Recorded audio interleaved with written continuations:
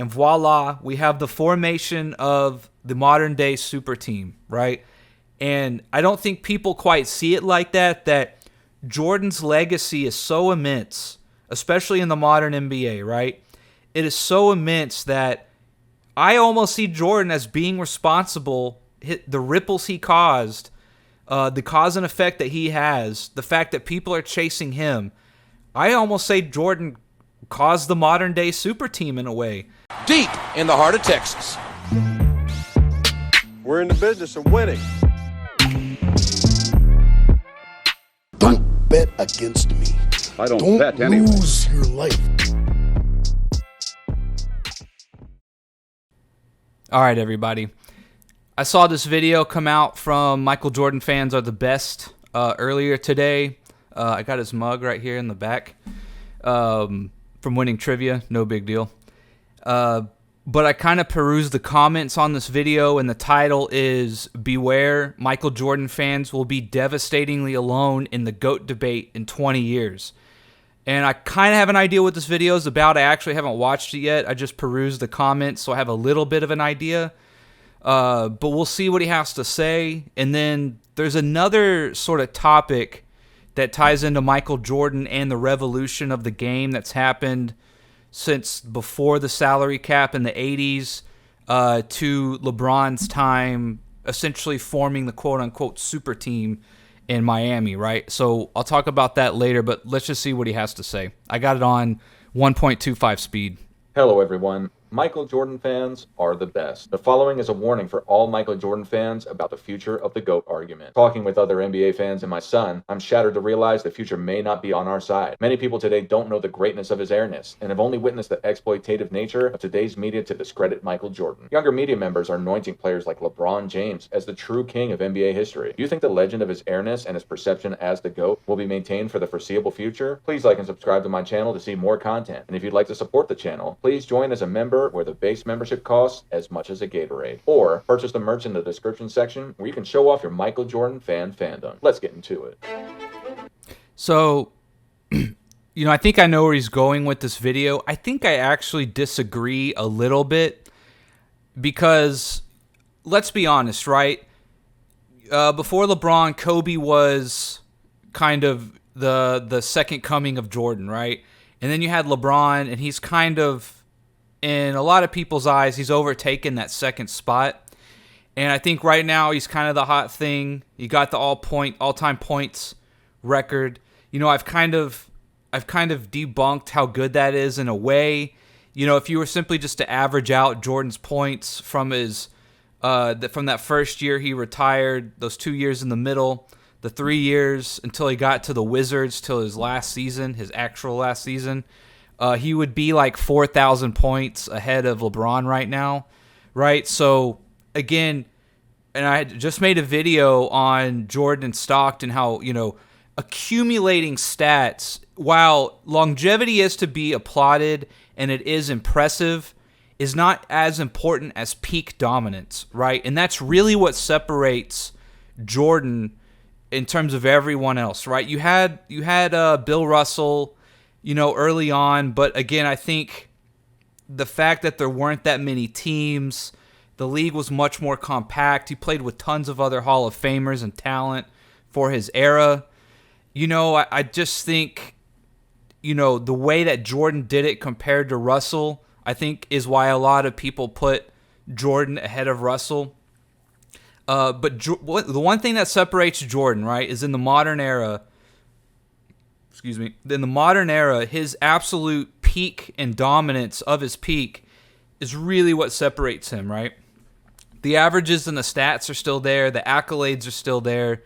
But that's really what separates him. And kind of what I was saying is that, yes, LeBron is the hot thing right now, right? And I actually think it's going to go opposite. And that is, it's kind of like when a famous actor or musician dies, a little young, not to be a Debbie Downer. Everyone talks about how great they were and, hashtag this and remember this, right? And then as time kind of goes on, that dies down a little bit and you kind of get to actually see things in perspective. I think that's what's going to happen to LeBron a lot. I think a lot of people, I think there's going to be a big rush to make LeBron the GOAT when he retires, and then we're going to have a retrospective, and we're going to get to look and compare and truly be as objective as possible. And I think a lot of those arguments are not going to hold weight. And essentially, when I debated that the LeBron fan, it's essentially, LeBron's longevity and stats, do they outweigh Jordan's peak and dominance? And again, I've said most people will take the dominance and the peak, even if it's for 5 less years, right? They will take, if you can achieve more in a shorter time, they'll take that than achieving less overall in a longer span, right? And so that's why I think as, LeBron right now, again, there's going to be a big hoopla when he retires and all that, and it's well-deserved, right?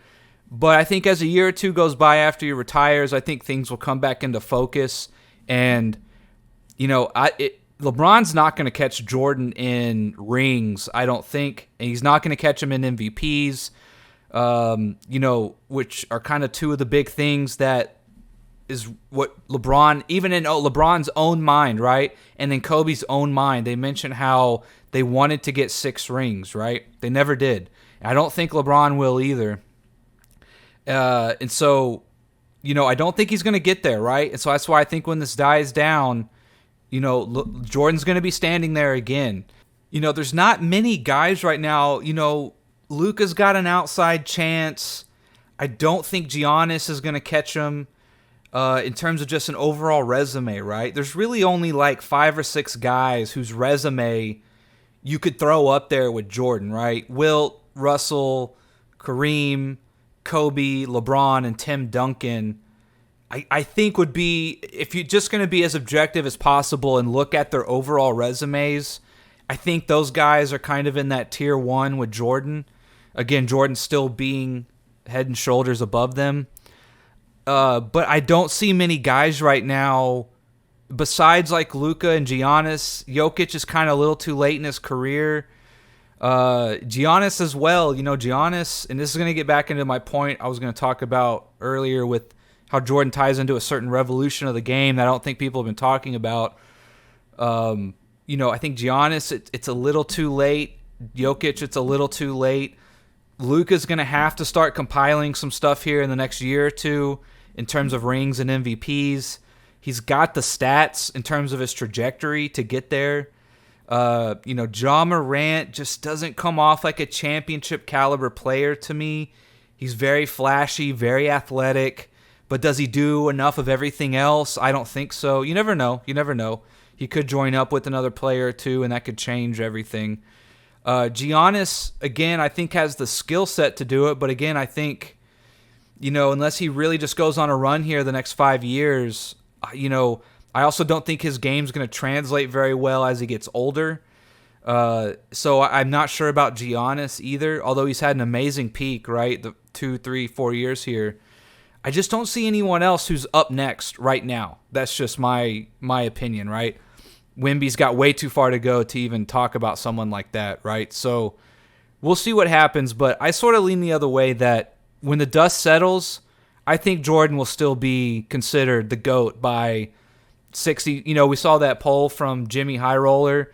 I think when you ask people, it's going to be like 60, 70%, right? Whether it be media, fans, players, etc. So I just recently hosted a debate between Michael Jordan as the GOAT and LeBron James as the GOAT.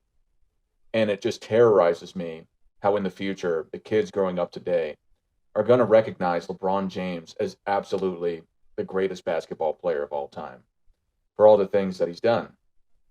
I disagree, of course, but it makes me think about the legends of old, the Bill Russells, the Kareem Abdul-Jabbars, the Wilt Chamberlains, and all these fans that are either dead or in their 70s. They really have a lot less of a say on who the GOAT is at this point. They're not really in media. They're not able to project their opinions on the world. And soon, the people that are projecting Michael Jordan to be the GOAT are going to be outside of the media sphere.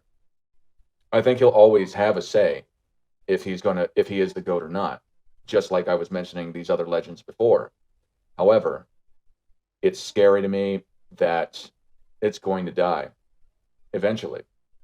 And it's not to say that somebody can't be better than Mike in the future. However, you can see it in media today, them attacking his greatness, the Nick Wrights of the world, others that are in the media that say that LeBron is the GOAT even right now. Now, obviously, I've had a bunch of fans on. I've said my piece. I believe that Mike's accolades speak for themselves.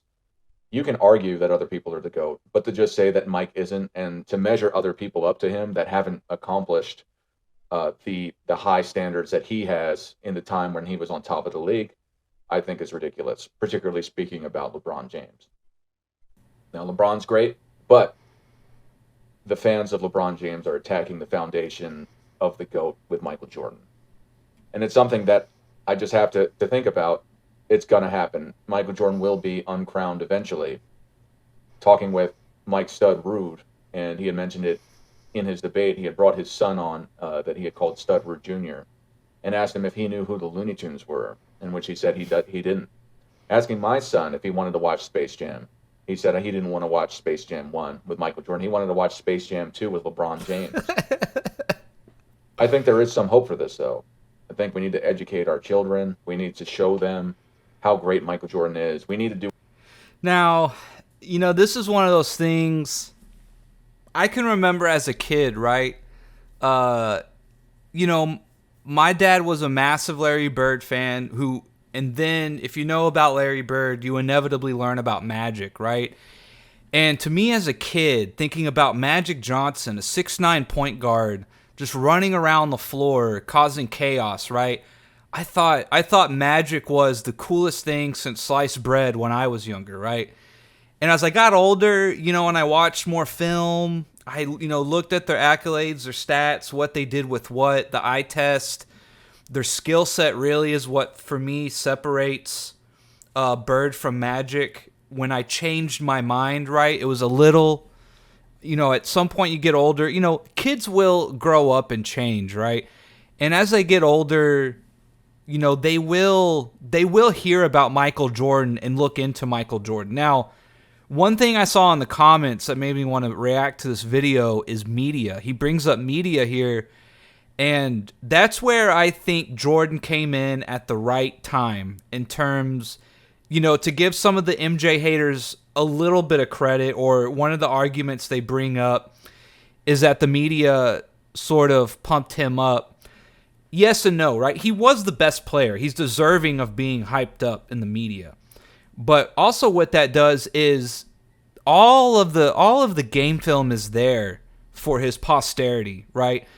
When it comes to Wilt and Russell and Kuzi and Havlicek and Jerry West and all these guys sort of before the 80s, even a lot of the 80s, right? A lot of game footage and practices or stories, a lot of visual and video clips or evidence of these guys' greatness has probably been lost forever in the void of just not having as good or as much video watching and clipping and editing around, right? One saving grace that Jordan will have is his whole entire career is on film, right? You can see hours and hours and hours and hundreds and if not thousands of videos on Jordan. And in terms of future analytics and stats and the awards, right? Jordan was around when they had Defensive Player of the Year, when they recorded blocks, when they recorded steals, when they had all these win shares, PERs, things like that, right? He's able to put his stats on or claim on those stats, right? That's one of the things that is going to be a saving grace for Jordan, correct? Compared to some of these other guys, a lot of let's just take Wilt and Bill, right? And Jerry West and the greats of sort of before the 80s, right? It's a lot of word of mouth. It just is, unfortunately. Stats are there, I understand, but he is right about some of the older guys who watch these guys play, or, like I used to say, even though when I grew up a lot in Houston, I was getting on the internet and I was checking out Dirk's box score if I wasn't able to catch the game or something like that, right? I was getting on ESPN the next day or following it on ESPN that night, and I could watch his box score, and I could see the play-by-play and stuff like that, right? And it's a little easier in modern time to sort of track guys, right? Well, back in the day, that wasn't so much the case, correct? And so he is right about those older guys. A lot of their lore and their legend and the myth that was these greats from back in the day will be lost. You know, once those guys go, a lot of their legacy will go with it, right? The fans and the people who saw them or read newspapers, you know, what have you, right? And the one saving grace Jordan is going to have is that those things, all of Jordan's career is on record and on the internet, and it's never going anywhere, right? It's never going anywhere. No matter how many Nick Wrights of the world come around, like he kind of mentioned, Jordan's statistics, his videos, his accolades, his achievements aren't going anywhere, right? They're never going to be lost into the void of time in terms of when the last person who passes away who saw Jordan play or the last Jordan fan dies, he will still be on the internet forever for his posterity. That's one of the saving graces of Jordan. Not to say that he is ballooned up more than he is, but just that when he did play, he's fortunate enough that media and television and video archives and all this kind of stuff came around at the right time, and we get to see every second of Jordan's greatness, and it's not going anywhere, right? So that's one of the saving things about that is like, yes, kids now don't, you know, a 8, 9, 10, 11, 12, 13, 14, 15-year-old, right? Or even high schoolers or kids early in college, right? Yeah, they might buy into the hype of LeBron, correct? But at some point, at some time, they are going to go deep dive the rabbit hole into Michael Jordan. And they're going to go, holy crap, like Jordan, you know, I've got to rethink this LeBron versus Jordan thing, right? That was what I was with Magic and Bird, right? In my mind, and what I heard, and kind of just the basic things I could get as a younger kid in elementary and junior high, I thought Magic was the shit. Like, I just, in my head, right, I didn't necessarily watch tons of video at that point, right? Because you're not allowed to get on the internet and stuff, per se, when you're a younger kid, or you're doing more important things like running around with your friends outside. But in my head, I just thought, you know, people always compared Larry Bird and Magic. So I just said, wow, a 6'9" point guard. That's revolutionary, you know? Even me, as a kid playing basketball in junior high, knew that a guy being 6'9" and playing point guard, it's just preposterous. Like, what? That makes no sense in your mind. That's like something you make on NBA 2K, right? And so in my mind, I thought Magic's got to be better. I would rather be Magic, right? And then as I get older into college and, you know, that kind of thing, and I get on the internet and I'm getting more into the game, or just learning as you get older, right? You just learn more and more and more stories, etc. You see the guys of your time, you know, trying to compare Dirk to guys in the past. You know, you see what the bar is for how good you can be. And I come across Larry Bird, and you dive into the Larry Bird rabbit hole, and I came out the other side going, don't get me wrong, like Magic Johnson is still a freak for a 6'9" point guard, right? But I think I like Larry Bird a little more. Like, I like his game, his skill set, and kind of I like the way he played more, right? And the trash talking's a factor, being clutch, you know, in the fourth quarter, the way guys would talk about him, you know, it all kind of adds up, and you go, man, I think I got to give Larry the edge here, right? And the two are inseparable, right? I just use that as an example, right? They're attached at the hip, correct? So, I mean, wherever you put Magic or Bird, you know, vice versa, the other one is just right behind them, right? But I came out the other side, you know, liking Bird more. And that is one thing Jordan will have the benefit of, is let these kids like get LeBron. It's okay, man. It's their era. It's their time. That's their, you know, that's their guy representing their generation. It's fine, right? But eventually they will have to come to terms, you know, especially more true basketball fans or guys who stick around with the game and keep watching it. And, you know, the Lukas and the Ja Morants and the Jokic's and the Giannis's and all this stuff, right? Giannis, sorry, I know you're not supposed to pronounce the G. One time I had a guy get mad at me. The G is silent, whatever. You know, these guys will have their careers at some point end. like LeBron James, and people will have to compare them, right? And people, the first thing LeBron does when he retires is people will start comparing him to Michael Jordan. And all these kids, they'll hear us old heads talk about Michael Jordan. And the difference is we will have all of Jordan's career on video. And we will be able to say, go watch this, go watch that.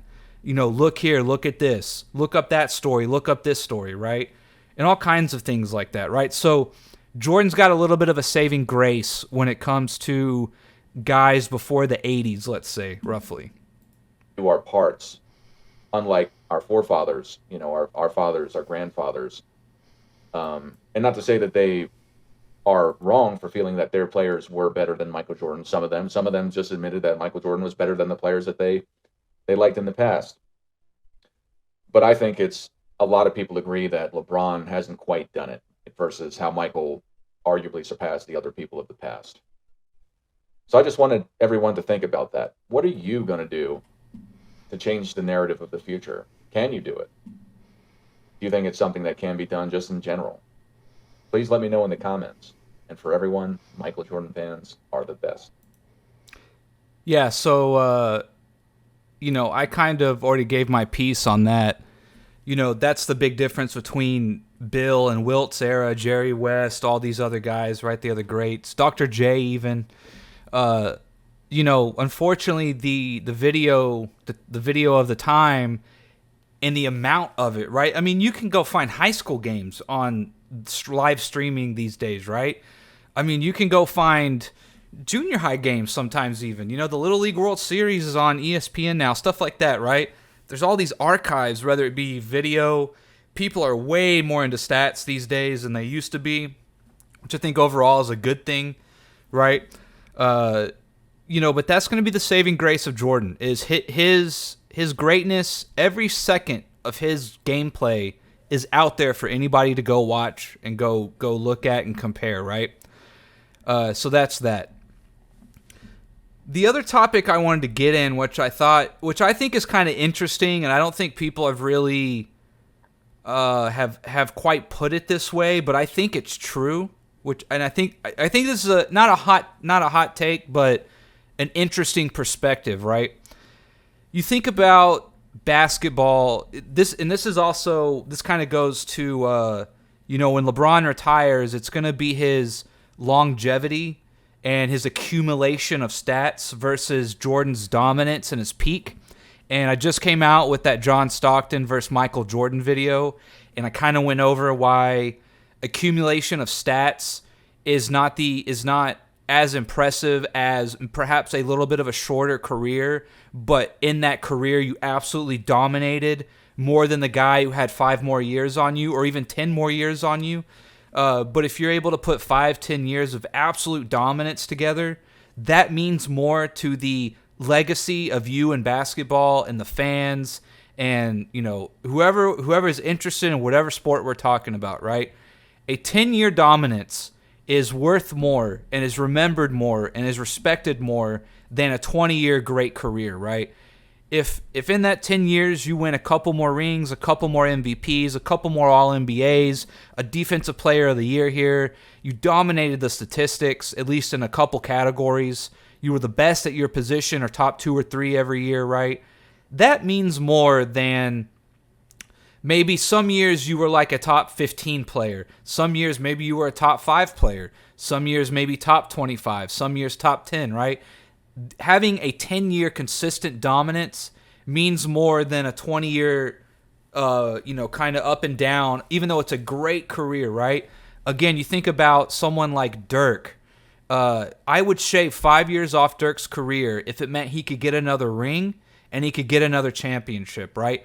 And does that mean he falls out of the top 10 in scoring? Probably. I'd trade it in a heartbeat, right? Because the higher he is at the top, or the longer his dominance is and his peak is, that to me that means more than hanging on a few more years, getting in the top 10 scoring, which is awesome. Don't get me wrong, I love seeing Dirk's name in the top 10 all-time scoring list, but I trade that in a heartbeat for another ring and another MVP, if you know what I mean, and maybe a couple more All-NBA selections or something, right?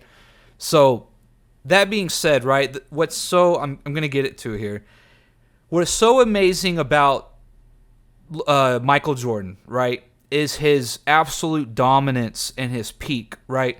He just couldn't be beat. He just couldn't be beat when he was playing, when he was at his peak, playing his best, in the 90s on the Bulls, and even before then, right, winning a Defensive Player of the Year, leading the league in scoring still, and all these kinds of things, right? He was still putting together tons of accolades, tons of statistical dominance, right? Didn't have the rings yet, but those would come. One thing, they always bring up how Jordan lost in the 80s or whatever to, like, the Celtics and the Pistons and the Lakers, right? Which, like, what do you want from the guy, right? But anyways, so you kind of, I guess he did also beat the Lakers for his first ring, for what it's worth, but you have to go back before Jordan's time just by a little bit, just before he got into the league, right? Or as he was coming into the league. There was the salary cap put in place largely in 1984, the hard salary cap. And why do I bring this up, right? We talk about this era of super teams, right? And we're talking about Jordan's legacy here. Before 1984, or the mid-'80s, right, late 80s, you actually did have, for a lack of a better term, you did have super teams, right? The Lakers and the Celtics were dominating every year. They were getting all the best talent, buying all the best talent. And they essentially, I mentioned this in my, is Jordan the objective literal GOAT video. They essentially were the Red Sox and the Yankees of the NBA for the most part, right? And they were getting talent from other teams. They were paying guys the most. They had the biggest payrolls for the most part, or at least were top 3, top 4, those two teams every year. And so, again, they didn't have a salary cap before 1984, I believe it was, right? So again, you have this accumulation of talent at the top. And there's two ways of looking at that, right? You could say, well, that means kind of you're a shoo-in, or the odds are with you to make like your conference finals and to make the finals every year, right? But then that also meant that last hump, right? Beating those one or two last great teams in the conference finals or in the NBA finals, right? It kind of meant more, right? It was juggernauts meeting up at the end. And you could see it either way, right? You could see it as an easier path to get to the end, but then the end you might consider it to be way harder than some of the teams that played each other just 10 years later. So you have, in the mid-'80s, you have the salary cap come in, and the talent gets redistributed.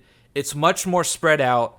And this is kind of reiterated or backed up by the fact I did that video recapping the 2011 Mavericks and 95 Rockets finals run debate. And one of the things I found interesting as I was looking at it is, Mavs had the second all-time greatest preseason odds to win a ring, right?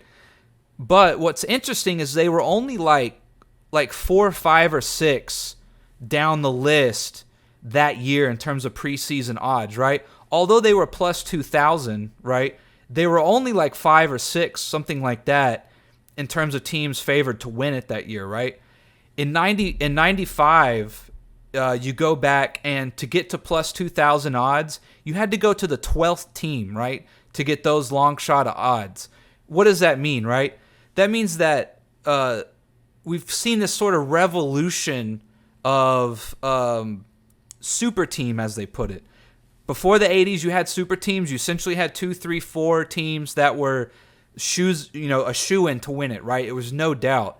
And then in the 90s, it wasn't so sure, right? You had like 5, 6, 7 teams that maybe could have came out of the pile and won it that year. The odds were not separating them that much, right? But then LeBron does the Miami thing, right? And sort of the term super team comes around, and it sort of gets put into the basketball ether of, superstars joining up to win rings, right? And this doesn't so much have anything to do with Dart's video, Michael Jordan fans are the best video, but this is just something I wanted to talk about that I think is interesting. So you kind of have this, reincarnation, this revolution of basketball where, the super team kind of was before the 80s, kind of went away. Salary cap comes in, talent gets spread out. You have 2-star teams, usually at the most, something like that. And then LeBron comes around, right? And he starts the trend again. You could maybe look at Malone and Gary Payton going to the Lakers, or, Pippen and Barkley going to the Rockets. I don't really count that, though, because we're talking about older guys seeking a ring or trying to get that one last hurrah. And they didn't necessarily go to, like, shoe-in favorites, right? Now, when they went to those teams, it definitely bolstered up their odds to win, but they didn't necessarily go to, like, teams that were a lock. I maybe have to go look that up in terms of the Lakers and Rockets. Definitely the Rockets weren't at that time, right? I think Hakeem had moved on. They were, that this was kind of like a last shot, last ditch effort, and they weren't favored to win.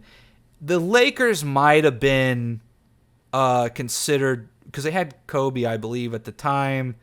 I could be wrong, though, but in other words, it wasn't quite the same thing as a super team, right?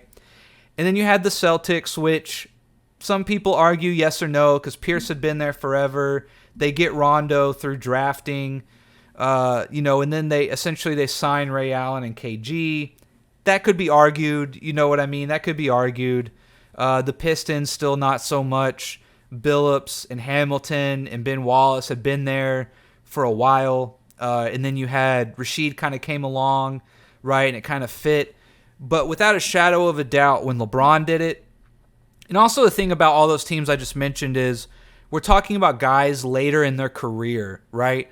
Later in their career, they're not in their primes. That's the main big difference here, right?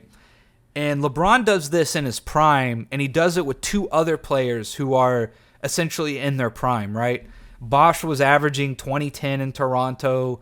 Dwayne Wade had won a ring in 06. He had been dominating as well. He was still, good to go in his prime, essentially.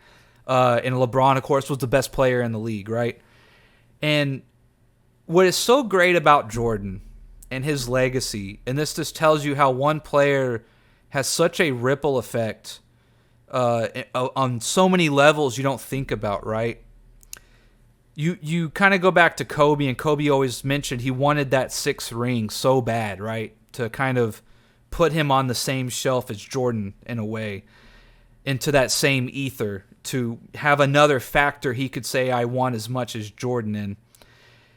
Why did LeBron do this, right? And there's a lot of, obviously the kind of main one is to win a ring. Yes, but it's a little deeper than that. Why did he do this when he did it, right?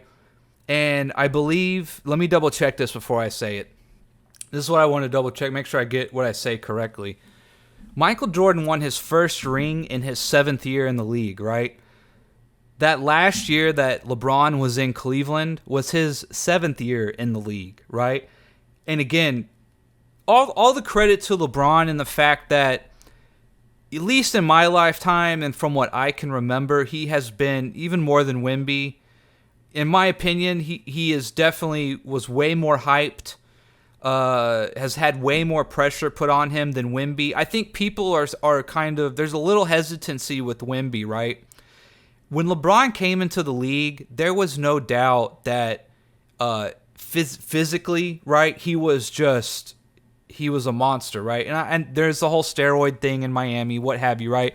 But even before that, right, he was just a physical specimen, right?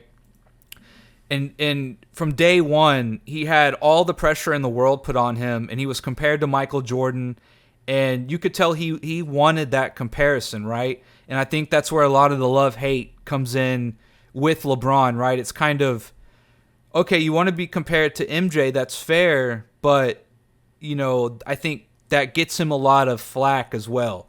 And I know I love to hate LeBron, but at the same time, I give LeBron all the credit and respect in the world that he's even achieved as much as he has, with all the pressure and the, what people thought he was going to do coming into the league. it's remarkable that he's done what he's done, right? But I digress from that. If you're going to tell me, right, this guy is not trying to compare himself to Jordan and didn't want to be better than Jordan at the end of the day, I think, my opinion, he goes to Miami because not only does he want to win rings, he is in his mind keeping on track with what Jordan had done.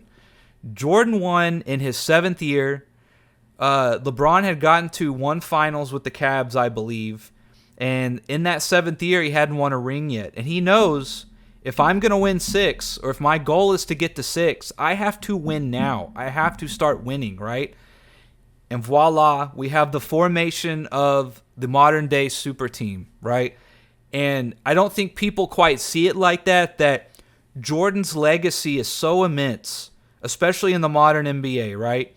It is so immense that I almost see Jordan as being responsible, the ripples he caused, the cause and effect that he has, the fact that people are chasing him. I almost say Jordan caused the modern day super team in a way, like in a positive way, right? Not in a negative way. The fact that the next great thing after him and Kobe, Jordan and Kobe, was LeBron.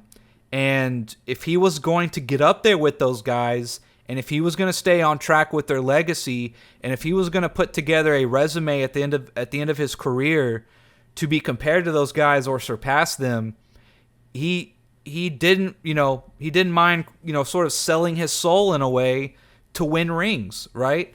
And I think he did what he did not just because he wanted to win a ring, but he did what he did with him and Bosh going to join up with Wade, all in their primes, right? That is the key difference here with other examples before him, is that he knew, he heard Jordan's footsteps in the back of his head. And he knew that if he wanted to be on Jordan's level, he was going to have to start winning rings immediately, and he could not waste any more time. And from that perspective, right, we've had this revolution of super teams, right? They didn't quite call it super teams in the mid-'80s and before, but essentially that's what you had before the salary cap. You had super teams, salary cap comes in, the talent gets dispersed, and that's also why Jordan's legacy is looked at in such a way, because in a time when 1 or 2 star teams, correct, was all that you had, and then after that it was just role players for the most part. Jordan was head and shoulders above every other team's superstar or star or stars, right? That is the thing about Jordan, is that he left no doubts about who the best player was in his time in the league, right? In his era, once he started going and he started winning, he was the best, and there's no doubt about it. And he did it in an era where one guy, for the most part, had to take a team to the promised land and get them over the hump. And there's really no excuses, right? Now you could look at it and, if Dirk and Dallas go on that run, they get to the finals and they lose to the Heat, people are saying, like, good job, right? Like, what are you going to do? You ran into a super team, right? Or you ran into a team that had 3 other all-stars on it, right? What are you going to do, right? It's not quite the same these days, because you have, again, when the Celtics would lose to the Lakers or Lakers lose to the Celtics, it really wasn't anything to be, like, ashamed of, right? It's not like one team was such a heavy odds-on favorite or something like that, there was, it's not like you weren't good enough or something, right? You just ran into another amazing team, and another team that had 2, 3, 4 all-stars or Hall of Fame players on it, right? It's just sometimes the ball doesn't bounce your way when it comes to things like that, right? And that kind of also ties into, they always bring up Jordan losing early in his career. Well, Jordan came into the league after the salary cap, essentially, and it really wasn't the same in terms of the teams he was going up against, who had bona fide legacies, bona fide stars, 2, 3, 4 stars on it, or all-stars, or, Hall of Fame players who, the Celtics did a lot of rearranging with their salary cap and their rosters to get certain guys in. They had legacy rights or grandfathered in, something like that. They signed a lot of guys to some contracts to keep them for a while. Jordan was like a one-man team trying to beat these juggernauts, right, of the past, who maybe were, their time was coming, But, there's really no fault for Jordan losing to those guys early in his career, especially when you see it from the salary cap perspective, right? We're talking about guys, Isaiah Thomas, Joe Dumars, Bill Laimbeer. You had, Bird, McHale, Parrish, Danny Ainge, and all the guys they had. You had the Showtime Lakers, right? There's really no, you don't have anything to be ashamed of if you're Jordan for losing to those guys, right? And God bless his heart, Jordan did everything he could to beat those guys. He balled out every time. And, once the landscape kind of evened out and it was Jordan's time, he left no doubts in the 90s that he was the best player in the league. And because of that, and because of LeBron wanting to chase that, we now have the reformation of super teams in a way. It's just that they keep it under the salary cap, and they kind of, they mortgage their future off with picks and all kinds of other considerations so they can sign, 2-3 stars or what have you. And they're kind of, I don't want to say backroom deals, but they're trying to make it work and all these kinds of things. So that's because, again, you have to kind of respect it in the fact that guys just want to win rings, right? Because that's what it's all about. That's what Jordan made it all about. Jordan's got the stats, right? Jordan's got the accolades. That's not good enough. You got to win rings if you want to be in that upper echelon, that first tier of all-time greats, and you want to put your name in the hat. You got to win too, right? You've got to win. You can't just accumulate stats. That's not everything in when we're talking about legacy-defining terms here. And so that's just kind of my take about how Jordan had such an impact on the game and the time when he played. You had the formation of super teams before the salary cap. Jordan comes in. They kind of say, well, you never won. Well, when you think about it from a salary cap perspective, he really wasn't expected to win, right? He shouldn't have won in a way. Like, he's going up against teams that are stacked compared to the Bulls kind of now building a new era here with Jordan. They don't have the talent that these other teams had for the most part, right? And then once the salary cap kind of takes hold and everyone's got to play by the same rules now, Jordan dominated, right? Jordan left no doubt that he was the best player in the NBA for an 8 to 10 year stretch there, right? And then after that, guys are chasing Jordan. We have the reformation of the super teams so guys can win, so guys can shift the landscape back in their favor to try and chase Jordan's legacy. And I don't think a lot of people put it like that, but in my mind, that's kind of how I see it, is Jordan's ripple effect was so big, his wake was so big, that we sort of have this revolution of, the way the salary cap was structured and the way it works, that guys are doing whatever they can to chase Jordan, right? And that's just kind of my 2 cents on that. And, what's the next revolution?